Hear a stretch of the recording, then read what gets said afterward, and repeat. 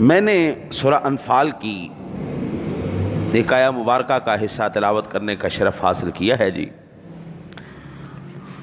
ارشاد باری تعالیٰ ہے الذین اذا ذکر اللہ وجلت قلوبہم، جب وہ لوگ اللہ کا ذکر سنتے ہیں تو ان کے دل تڑپ جاتے ہیں،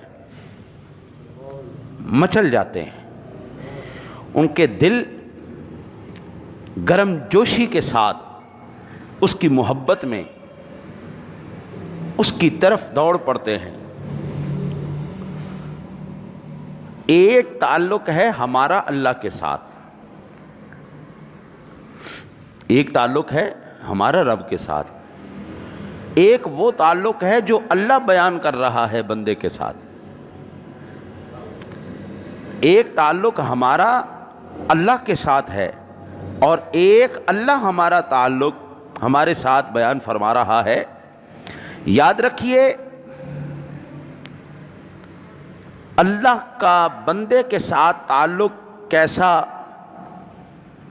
کہ یا رب دل مسلم کو وہ زندہ تمنا دے جو قلب کو گرما دے، جو روح کو تڑپا دے، کہ اللہ سے گرم جوشی والی محبت اور اس سے ایک ایسا تعلق ہو پھر ہر دیکھنے والا کہے یہ اپنے رب کا دیوانہ ہے۔ یہ تعلق کیسے حاصل ہو سکتا ہے؟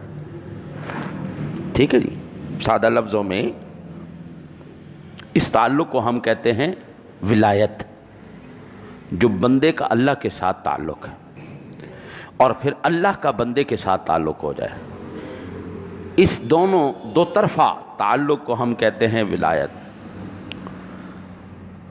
یہ کیسے حاصل ہو سکتا ہے؟ پہلی دو چیزیں۔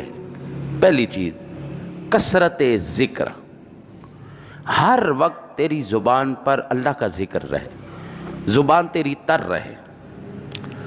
جب یہ بت، یہ مٹی کا بت، زبان تیری ذکر سے تر رہے گی تو جب یہ ظاہر پر اللہ کے اسماء گرامیہ اور اس کے کرم اور فضل کے انوار و تجلیات ظاہر ہوں گے، پھر اندر خود بخود یہ تاثیر پیدا کرتے چلے جائیں گے۔ مٹی کے پیالے کی ایک وہ صفت ہے، جو اندر ہوگا وہی باہر آئے گا۔ اندر گھی ہے تو باہر بھی گھی نکلے گا، اندر پانی ہے تو باہر بھی پانی نکلے گا۔